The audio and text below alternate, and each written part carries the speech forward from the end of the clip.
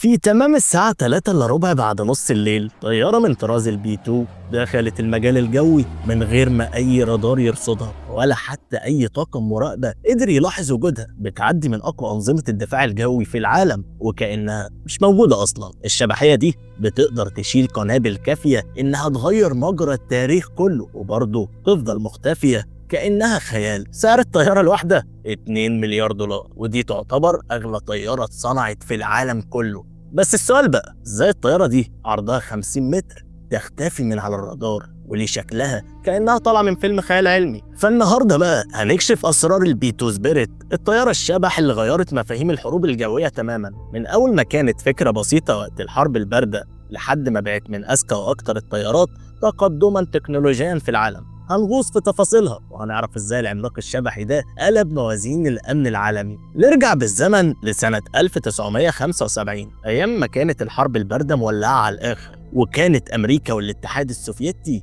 بيلعبوا شطرنج نووي، كل حركة ممكن تشعل حرب عالمية. تخيل معايا بقى أسراب كاملة من قاذفات البي 2 الضخمة واقفة في المطارات العسكرية الأمريكية جاهزة تطير في أي لحظة، وكل واحدة فيهم شايلة قنابل نووية تكفي تمسح مدينة من على وش الأرض. الطيارات دي كانت بتطلع دايما في دوريات جوية، يا إما فوق كندا يا إما ألاسكا يا إما جرينلاند أو حتى البحر المتوسط. كان في خطط طيران مختلفة كل سنة، بس دايما الهدف إنهم يبقوا في وضع استعداد لضربة نووية لو حصل أي تهديد. بس هنا بدأت المشكلة تظهر.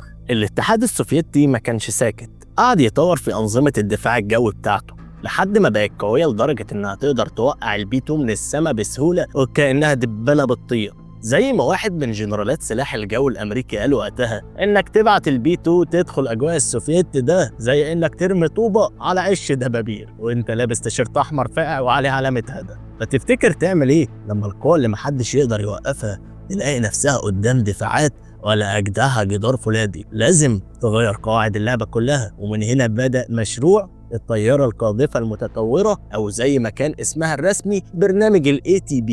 الهدف كان واضح، نعمل طيارة تقدر تدخل جوه دفاعات العدو من غير ما حد يحس بيها، ترمي قنابلها وتخلع والعدو لسه مش فاهم هو اتضرب منين. كأنهم بيحاولوا يبنوا فيل لكن ما يكونش باين. فكرة كانت مستحيلة، خلت المهندسين يهرشوا في دماغهم بالساعات ازاي تبني حاجة ضخمة كده وتخليها مختفية. بس الموضوع ما كانش بس عشان أمريكا تبقى أقوى، لا، كان في هدف استراتيجي أعمق. لازم نحافظ على التوازن بين أمريكا والاتحاد السوفيتي. ليه بقى؟ عشان محدش فيهم ياخد خطوة غلط فتقوم حرب نووية تمحي الكوكب باللي فيه. بص بقى يا صاحبي، فكرة الردع النووي كلها كانت مبنية على مبدأ بسيط جدا. لو أي حد فكر يهجم لازم يبقى عارف إن الضربة التانية هتجيله أسرع من اللي يتخيلها وهتكون أقوى كمان. يعني ببساطة لازم العدو يبقى متأكد إنك لو ضربتني أنا هضربك، ما أنا مش هقف أسكت يعني، ومش هسيب لك فرصة تتهنى بالضربة الأولى. بس المشكلة بقى كانت لو السوفييت بدأوا يصدقوا إنهم يقدروا يوقعوا طيارات القاذفات الأمريكية بسهولة، ساعتها احتمال إنهم يبدأوا الضربة النووية الأول يزيد جدا. بس الغريب بقى إن الحل للمشكلة دي كان في دماغ حد من زمان واتكسر حرفيا قبل ما يشوف النور. فتعالى يلا كده نرجع بالزمن شوية ونروح لسنة 1946. الحرب العالمية الثانية لسه خلصانة وأمريكا تقريبا بتفكر تبني بيوت وتصنع عربيات وتبدأ حياة جديدة. بس كان في راجل دماغه في حتة تانية خالص اسمه جاك نورثروب،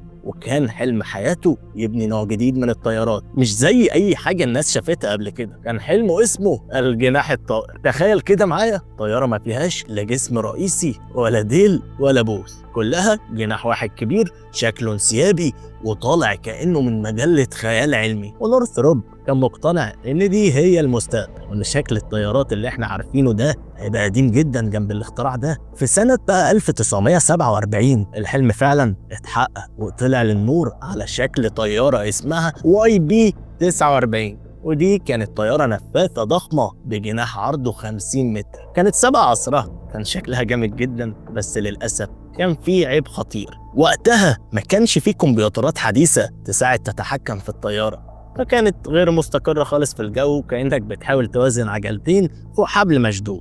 القوات الجوية وقتها مش بس ما انبهرتش، لا، أخد القرار قصاد جاك نورثروب شخصيا كأنهم طعنوه في حلمه. قالوا له كسر كل الطيارات. وفعلا سنة 1949 أمروا بإتلاف كل طيارات الواي بي 49 بالكامل. تخيل تحلم بحاجة سنين وتحققها وبعدين يجوا يكسروا كل حاجة بإيدك. بس ده بيوريك قد إيه وزارة الدفاع الأمريكية بتشتغل بمنهج، لو مش عاجبنا بنبدأ من أول وجديد حتى لو حلم كبير. نيجي بقى للجزء اللي هيولع الدنيا، فيلا نرجع تاني للزمن، بس المرة دي على قدام شوية. سنة 1978 سلاح الجو الأمريكي وقتها كان بيدور على قاذفة جديدة تقدر تدخل أجواء العدو اللي فيها أقوى دفاعات جوية وتطلع منها من غير ما حد يحس. تفتكر مين اللي كسب العقد الكبير ده؟ ولا غير شركة نورثروب. أيوة، نفس الراجل اللي حلم من سنين بالجناح الطائر، كأن الجناح الطائر رجع من تحت الرماد في نسخة تانية أقوى وأذكى ومدعومة بسنين من التقدم التكنولوجي، ومعاها شيك على بياض من الحكومة الأمريكية. أول حاجة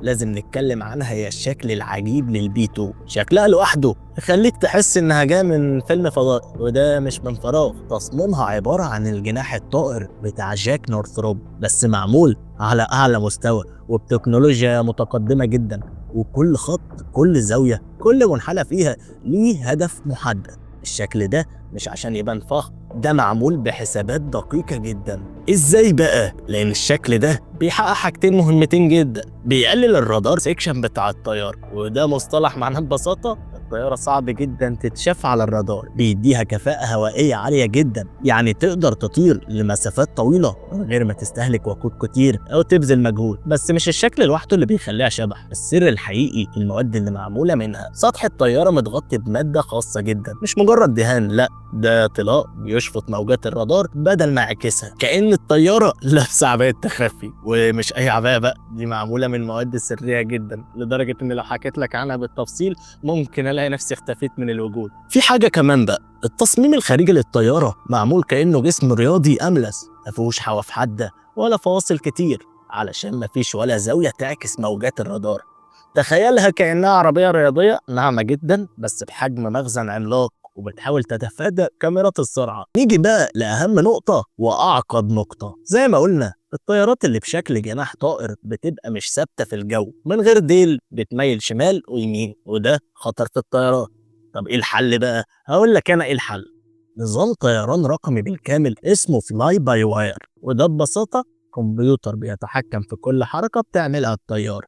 يعني ايه بقى؟ يعني كل ثانية الكمبيوتر بيظبط اتجاه الطيارة وبيخليها تمشي مستقرة جدا كأنها بتطير على سكة حديد. والنظام ده متطور لدرجة انه سري جدا، حرفيا التعريف الرسمي لأسرار عسكرية. وبفضل النظام ده البي 2 تقدر تعمل حركات مستحيل طيارة بالحجم ده تعملها. تخيل بقى انك عامل على الرادار وفجأة الشاشة بتاعتك تسود ومفيش اي حاجة باينة. اهو الوضع ده اللي بيظهر لعامل الرادار لما بتكون البي 2 دخلت الميدان الجوي بتاعهم. فتعالى بقى نكمل على المواصفات. البي 2 فيها 4 محركات جنرال إلكتريك F118 محشورة جوه جسم الطيارة نفسه ومتغطيين كويس جدا. ليه بقى؟ عشان مفيش حاجة بتكشف الطيارات أكتر من لمعة مروحة المحرك على الرادار. حتى العادم اللي هو الهواء السخن اللي بيطلع من ورا بيخرج بشكل واسع ومنتشر علشان ما يعملش بصمة حرارية تبين العدو. يعني الطيارة مش بس بتختفي من الرادار، دي كمان بتهمس وهم مش واخدين بالهم. البي 2 اتعملت بحيث ما تسيبش أي أثر وراها. جسم الطيارة نفسه معمول بشكل أساسي من مادة اسمها كربون جرافيت كومبوزيت، ودي خفيفة جدا وفي نفس الوقت قوية جدا، وكمان شفافة للرادار لدرجة انك تحس انها بتقرب تبقى غير مرئية فعلا. وبيتم تصنيع الطيارة على مراحل، بيتجمع كل جزء لوحده وبعد كده بيجمعوها مع بعض بدقة متناهية، يعني بدقة صانع ساعات سويسري حرفيا. يعني لو في جزء بسيط اتحط غلط، لو حتى المليمتر مش مظبوط، الطيارة كلها ممكن تتحول من شبح لرادار عاكس بيلمع. وبعد ما خلصنا من تجميعها يجي يوم الكشف الرسمي عنها 22 نوفمبر سنة 1988، اللحظة اللي العالم كله شاف فيها لمحة من المستقبل. البي 2 خرجت من الهانجر وكل الناس واقفين مش مصدقين، شكلها مش شبه أي حاجة شافوها قبل كده، كأنها نازلة من سفينة فضاء.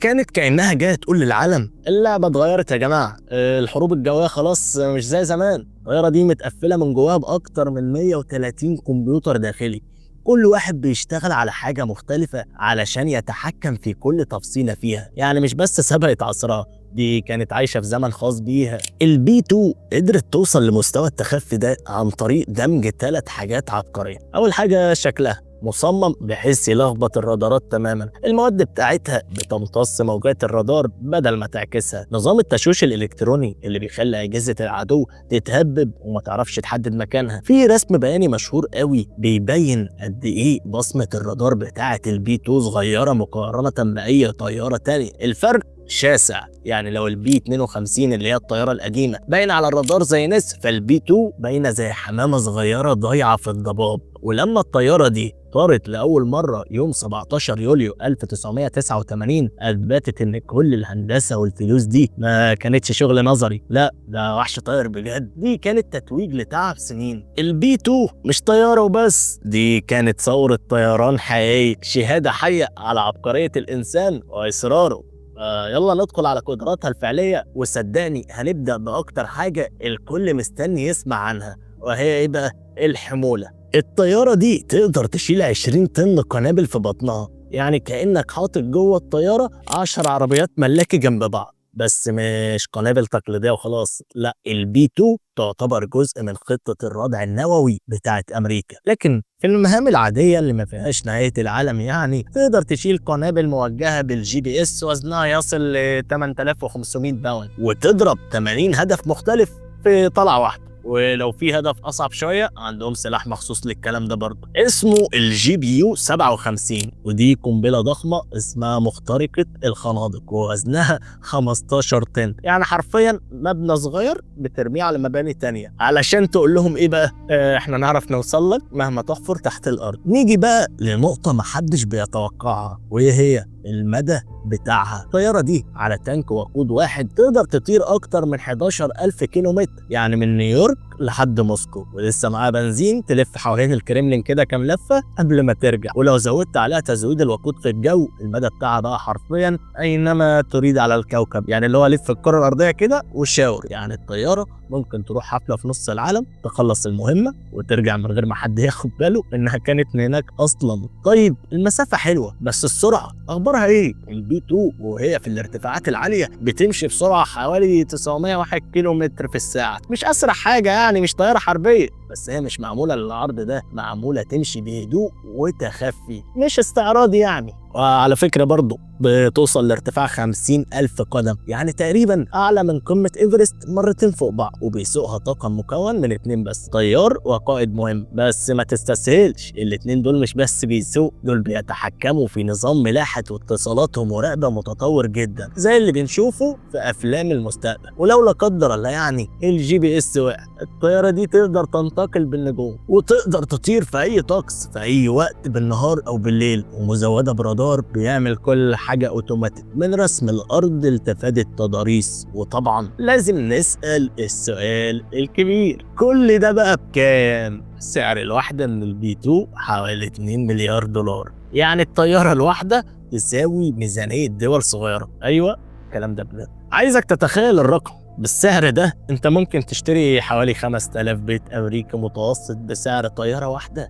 السؤال بقى اللي هيجي في بالك، هي ليه غالية كده؟ ببساطة يا صاحبي، مزيج قاتل من عوامل كتير. التكنولوجيا خرافية، أجهزة وأنظمة مش هتتشاف علنا غير لما أحفادنا يكبروا وينتخبوا إن شاء الله، مش بتتصنع كتير، بس 21 طيارة اتعملت بس. الصيانة بتاعتها غالية، الجلد السحري اللي بيمتص الرادار ولازم يتجدد بانتظام، التحديات المستمرة، كل شوية يزودوا عليها أنظمة أحدث، فالطيارة بتتطور مع الزمن وبتصغر في السن. بس السؤال بقى اللي بيجنن الناس، هي تستاهل الفلوس دي كلها؟ أنا أقول لك بقى يا صاحبي، ركز معايا كده. في ناس كتير شايفة ان قدراتها بتبرر كل دولار فيها، لان ازاي تحط سعر على انك تضرب اي هدف على كوكب الارض من غير ما حد يشوفك؟ بس مهما كنت شبح، الزمن ما بيستناش حد. القوات الجوية الامريكية بدأت تحط عينها على الجيل اللي جاي، الطيارة الجديدة اللي اسمها البي 21 رايدر، ودي مش بس قاذفة نووية، دي كمان مركز لجمع المعلومات والاستخبارات، ومتصممة تكون اصغر وارخص واسهل في الصيانة علشان يعملوا عدد اكبر منها وتدخل في خدمة الجيل السادس للطيران العسكري.